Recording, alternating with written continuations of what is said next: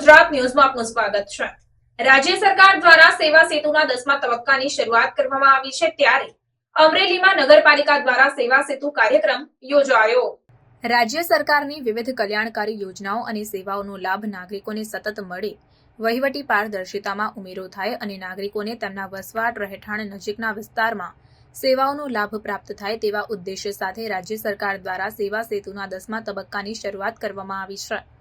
આ કડીના ભાગરૂપે અમરેલી નગરપાલિકા દ્વારા શહેરના જેસિંગપરા વિસ્તારમાં સેવા સેતુ કાર્યક્રમ યોજાયો હતો। કાર્યક્રમમાં લાભાર્થીઓને રાજ્ય સરકારની વિવિધ પ્રકારની 52 સેવાઓ એક છત નીચે આપવામાં આવી હતી।